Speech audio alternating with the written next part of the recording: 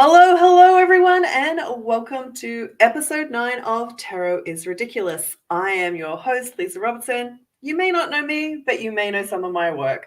I am the creator of the Soul Cats Tarot, the Mermaid Tarot, Cirque Du Tarot, and 8 books. Chances are you've probably got one of those.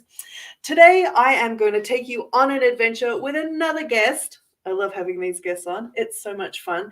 And we're going to be talking about a really interesting card today, one that I know gets stuck for a few people, but we're going to give you lots of different ideas on how to work with this card today. So let me introduce you to my guest for this week, Lorraine Ellen. Hello. Hello, Leeza. How are you? Good. Now, tell us a little bit about you, how you found tarot, and how you work with it.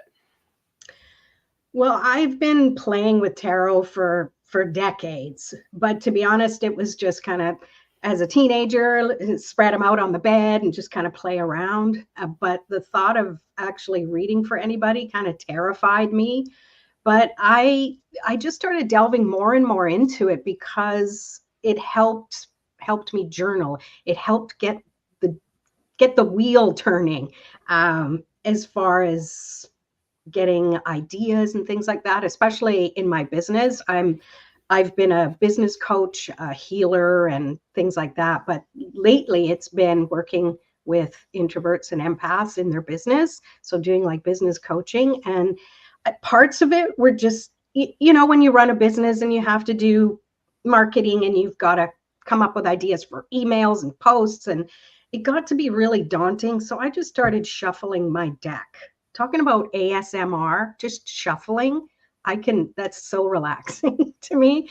And then just the cards would just pop out the right card that I needed to hear. So just playing around like that really helped to strengthen my intuition. And to me, that's the bottom line, is how we read the cards isn't so much what the book tells us it says, it's what we get in the moment of the card that comes and how it pertains to our question or problem or whatever. So that's how I got into it.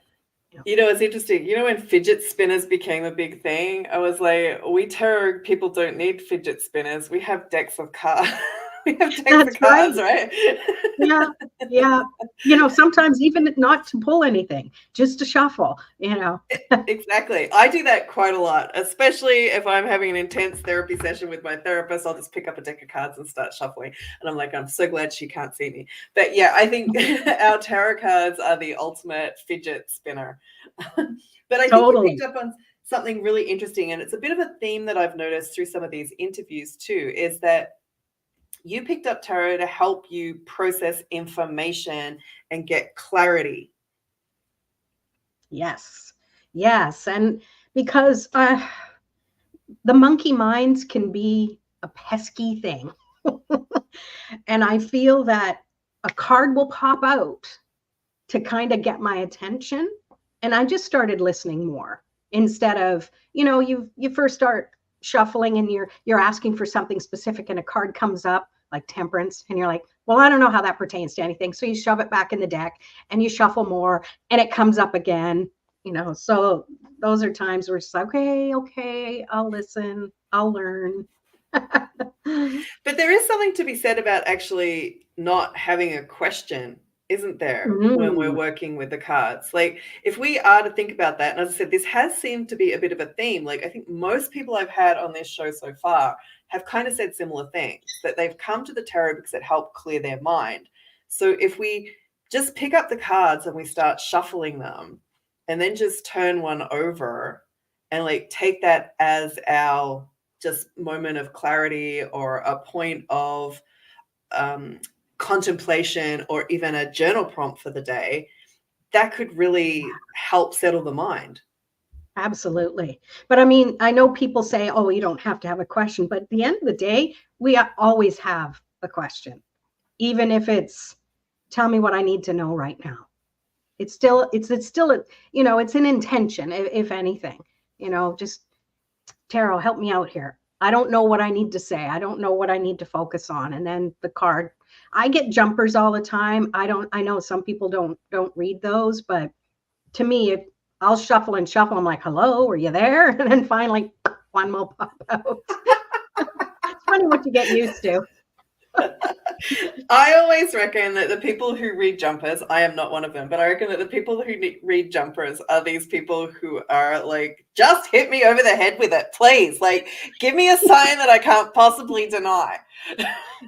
Yes, exactly. I mean, when I'm doing some readings, like if I'm doing like a traditional Celtic cross, I'm not going to sit there and shuffle till a card pops. But if a card does jump out to me, it's like, pay attention to it. And I love it because there's so many different ways to do readings, and we each are a filter of our own experiences. So we're going to read things, even if it's the exact same cards in the exact same position, we're going to read things a little differently. And that's what I love. We're all have a different perspective.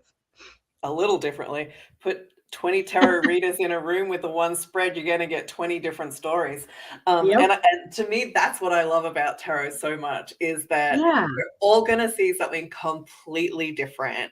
And that's going to give you a complete picture, which is one of the reasons I'm doing this podcast, is because I really want people to get out of this habit of one card, one meaning, right? I want them to start realizing one card, unlimited possibilities. absolutely. Yes. Which brings us to today's card, right? Which brings us to today's card. The one that I feel trips people up the most. I really do. I think people struggle with this card. So, Lorraine, introduce our card for today. Our card is Temperance. Now, tell me why you picked this card. Well, to me, it's a card of alchemy. It's the card of shifting energy. And that's kind of what I realize I help other people do.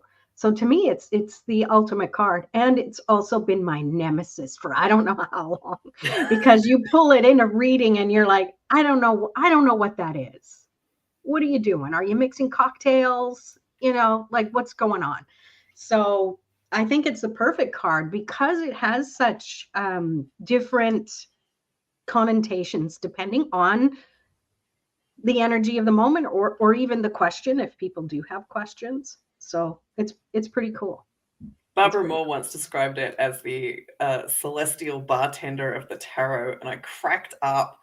I don't know where we were when she said that, but I was like, that is hysterical. So, and then I went and created a temperance that didn't have any carbs, just to be difficult, right? So this is temperance from Cirque Du Tarot, and I know we've got a bit of glare on this card, but she doesn't have any cups, because I was like, so what does she mean if she doesn't have the cups?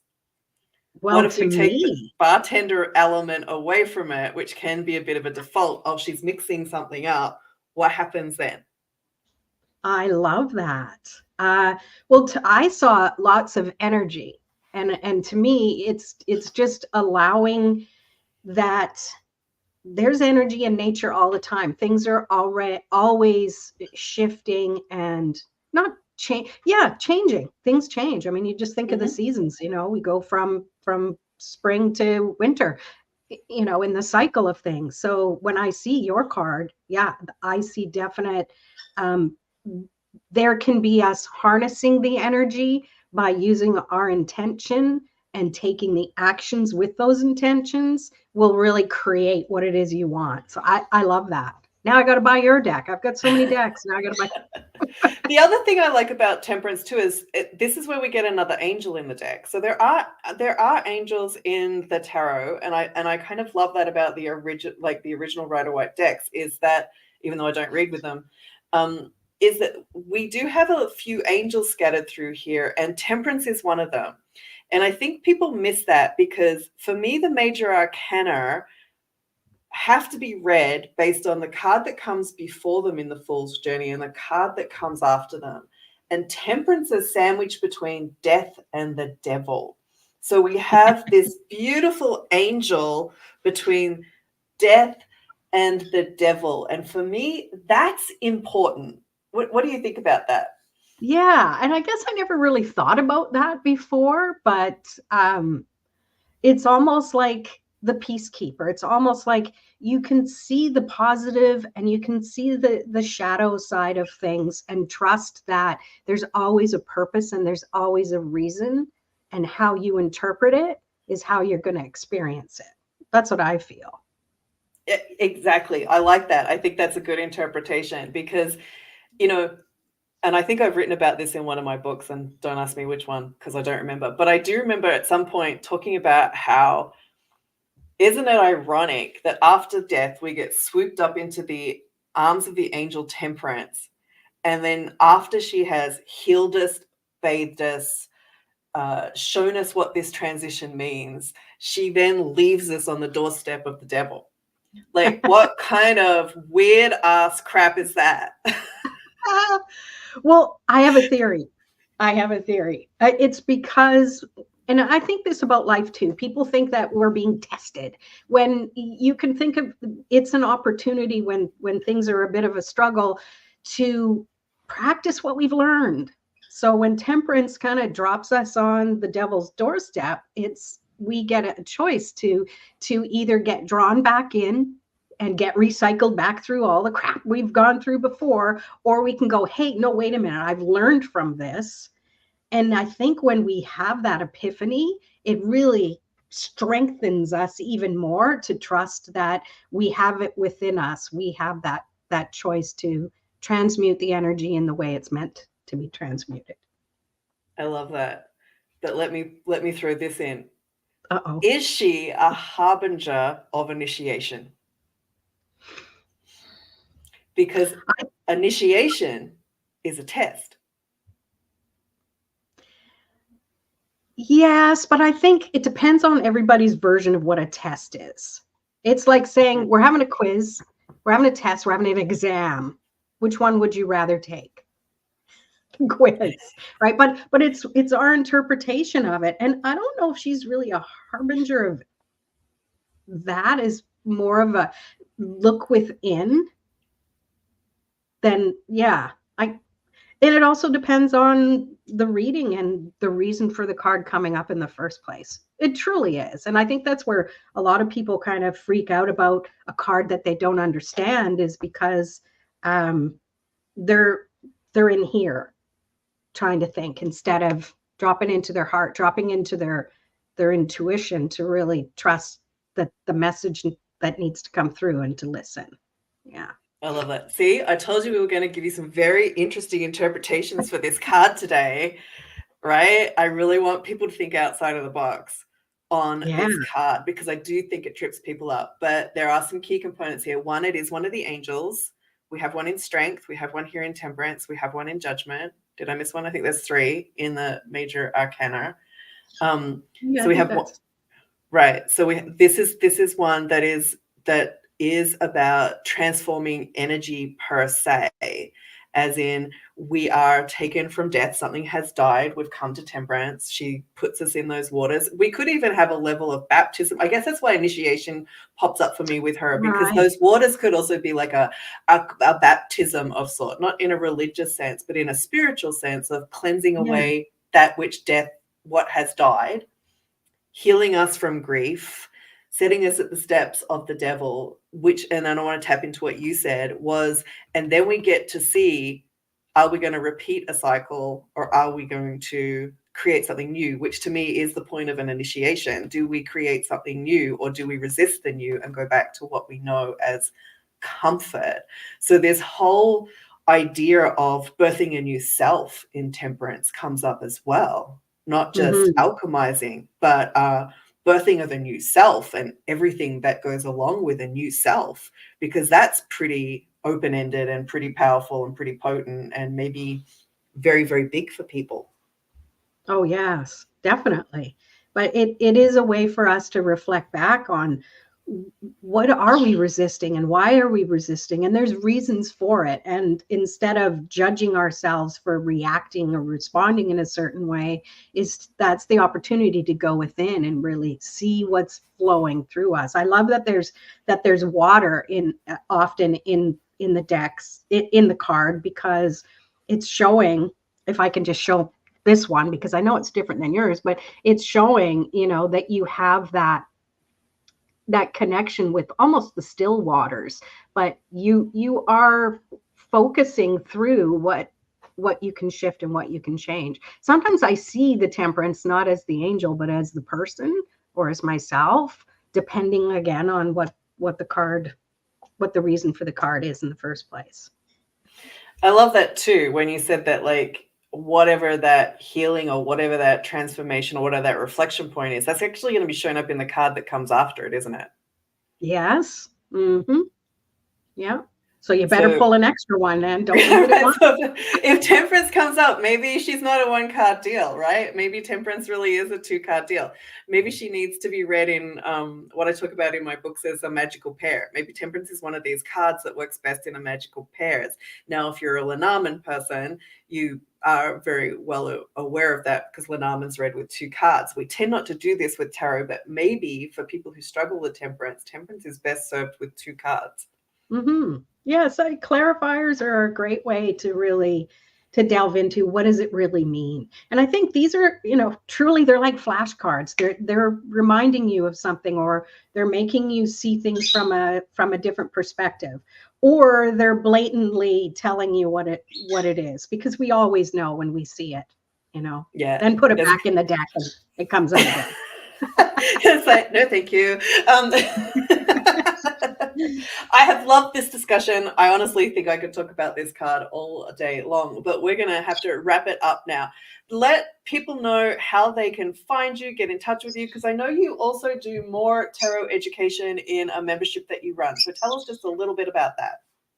Yes, well, I call it the Tarot Cafe community. It's a low price membership where I wanted to invite people in. My vision was to help entrepreneurs, but anyone who's interested in tarot, and not necessarily to learn it to be a reader, but to just learn to incorporate the cards into their creative life and things like that. The best place to get in touch with me is to go to my website at simplehealingarts.com. I have a YouTube channel that I just kind of started up. I call that Everyday Introvert Tarot, because I am an introvert, so it doesn't always show, but trust me, I know who I am. But yeah, those are the places to easily get in touch with me, and the social media channels are there as well. So. And for anyone that's wondering what that little squeaky noise in the back, that is your little lovebird. So we've had some very strong animal energy. Like, it's interesting to me that, like, we're talking about Temperance, who has wings, and we have winged energy in this podcast today. That's fantastic. Thank you so much for being on the show. I have thoroughly enjoyed your insights into this particular tricky card, and I hope we'll have you back on the show real soon.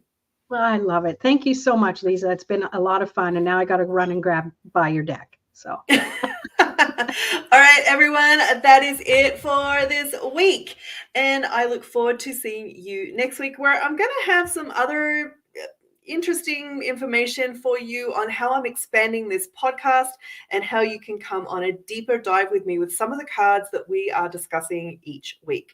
But until then, be safe, be kind, allow the love in, and I will see you next week. Bye for now.